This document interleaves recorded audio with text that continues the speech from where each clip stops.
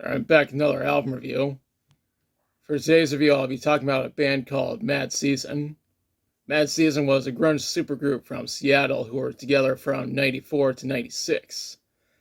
They did have partial reunions in 2012, 2014, and 2015. The band consisted of Lane Staley from Alice in Chains on lead vocals and rhythm guitar, Mike McCready from Pearl Jam on lead guitar, John Baker Saunders from Screaming Trees on bass, and Barrett Martin from Screaming Trees on drums. The 2015 reunion had Chris Cornell on lead vocals, Duff McKagan on bass, and Matt Cameron on drums. Anyways, today's review is on Above. This is the one and only studio album from Mad Season. The band released a live VHS about 5 months later called Live at the Moor. No, I'm not reviewing that in a separate review because this is the deluxe version of Above, which includes bonus tracks as well as Live at the Moor on a second disc. There's also a DVD of Live at the Moor plus bonus features. The album was self-produced with help from Brett Eliason. It was recorded and mixed by Brett at Bad Animals, now known as Studio X, in Seattle, during winter of '94. It was engineered by Sony Felho and Sam Hofstede. The album was remastered by Joe Gastwort. It was released on March 14th, '95 on Columbia Records, the same label that Alice in Chains were with at the time. The deluxe version that you see here was released in 2013 by Legacy Recordings, which is the label that Sony Music Entertainment uses for reissues. The album itself is mostly centered around grunge, alternative, and hard rock. However, some songs venture into alternative metal, jazz rock, and blues rock. Now let's talk about the songs. The intro to this album is Wake Up. No, this is not a cover of the song by Rage Against the Machine.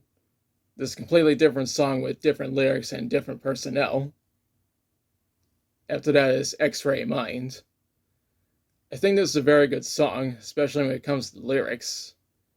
One time when this Facebook page called The Year Grunge Broke posted a photo of Lane Staley, I commented saying Lane Staley is the GOAT. This is because many people, including myself, think he is the greatest grunge vocalist of all time. The next track is River of Deceit, which was released as a single on March 27th, '95. When doing my research, I read that the lyrics were inspired by the book The Prophet by Khalil Gibran from 1923.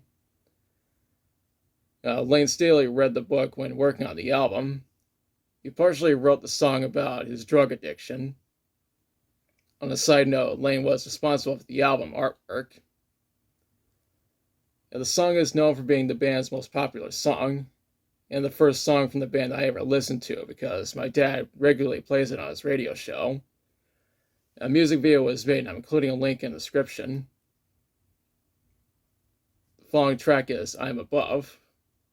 One thing that should be noted is that Mark Lanigan, lead singer of Screaming Trees, was credited as a songwriter on this track, while also providing vocals.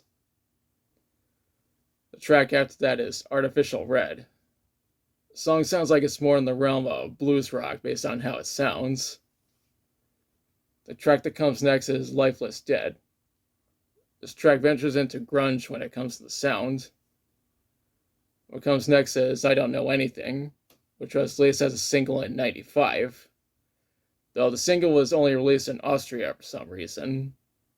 This is one of the heavier tracks since it ventures into alternative metal. A music video was made, and I'm including a link in the description. What comes after that is Long Gone Day, which was released as a single in '95. This track is known for being the most experimental song from Mad Season, since the band took inspiration from progressive rock, classic rock, blues, and jazz. This explains why it touches upon both jazz rock and blues rock. It even features Nalga Sin Karn on the saxophone. Mark Lanigan also helped with the lyrics, and he even provided vocals. A music video was made, and there's a link in the description. The second to last track on the original album is November Hotel. This track is more in the realm of hard rock. The original album ends with All Alone. Personally, I think it ends the album quite well. Since this is the deluxe version, there are more tracks after that. The first bonus track is Interlude, which is self-explanatory. The second bonus track is Locomotive. The song and the next two feature vocals from Mark Lanigan. They were also engineered by John Burton and Floyd Reitzma. They were recorded at Ironwood Studio in Seattle and mixed at Trail Mix Studio in North Bend, Washington. Elaine Johannes recorded Mark's vocals. The next two bonus tracks are Black Book of Fear and Slip Away. The finale of the deluxe version is a cover of the song I Don't Want to Be a Soldier Mama by John Lennon. Personally, I think Mad Season knocked it out of the park with this cover. As an added bonus, Nalga Sin Karma's on the saxophone. Now we move on to Disc 2, which is Live at the Moor. The songs in chronological order are Wake Up, Lifeless Dead, Artificial Red, River of Deceit, I Don't Want to Be a Soldier, Long Gone Day, I'm Above, I Don't Know Anything, X-Ray Minds, All Alone, and November Hotel. Each song appears on Above in some way. Since this is the deluxe version of Above, I pretty much have Mad Season's entire discography in my hand.